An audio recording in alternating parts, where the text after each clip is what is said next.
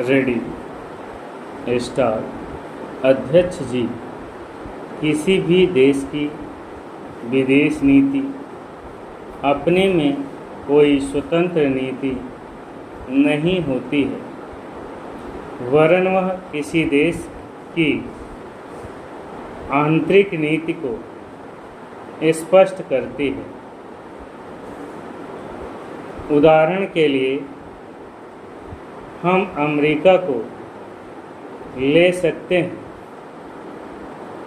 उसने अपने यहाँ अधिक अन्न पैदा किया और जब उसके पास अनाज फालतू बच गया, तब वह अपने बकाया अनाज की बिक्री के लिए ऐसे देशों की तलाश करने लगा जो उधार पर माल ले सकते हैं। किंतु हमारी आंतरिक नीति ने यह तय किया कि खर्चीले ढंग से सरकार चलाएंगे और स्वदेशी मुद्रा की कोई राशि हमारे पास नहीं बचेगी। हमने कर भी लगा दिए और मुद्रा प्रसार भी कर दिया। कुछ संकट पड़ने के बाद इस बात की आवश्यकता को नहीं समझा कि उस पैसे का कहीं अन्यत्र उपयोग कर सके। श्रीमान, मुझे माननीय प्रधानमंत्री जी के इस कथन पर दुख होता है कि दुनिया के अमीर और गरीब देशों का अंतर लगातार बढ़ता जा रहा है। मैं उनसे यह पूछना चाहती हूँ कि भारत की विदेश नीति ने उस अंतर को घटाने की क्या कोशिश की? क्या भारत सरकार ने कभी दुनिया की पंचायत में यह कहने की हिम्मत की है कि बालिग मताधिकार के आधार पर यूएनओ का चुनाव होकर एक संसद बनाई जाए?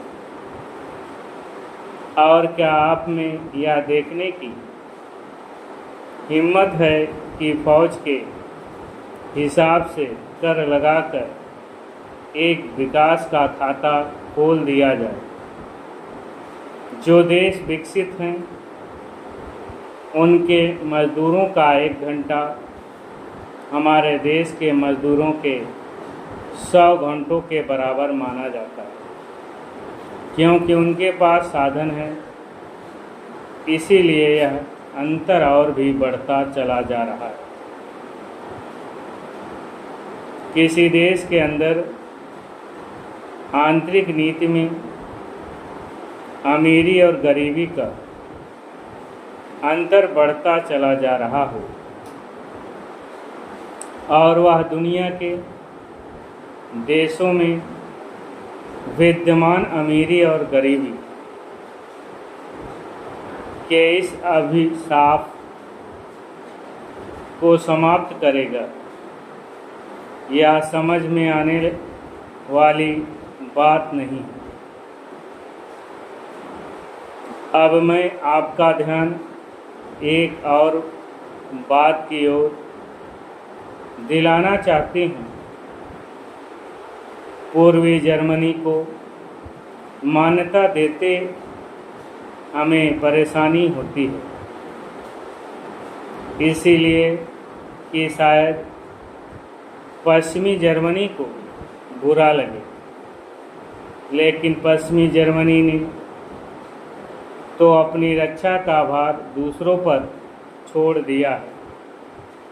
उसने अपनी पूरी शक्ति इस बात पर लगा दी कि अधिक से अधिक उत्पादन किया जाए। आपने जो समय दिया उसके लिए मैं आभार प्रदर्शन करता हूँ और आपका धन्यवाद करता हूँ। Ready star.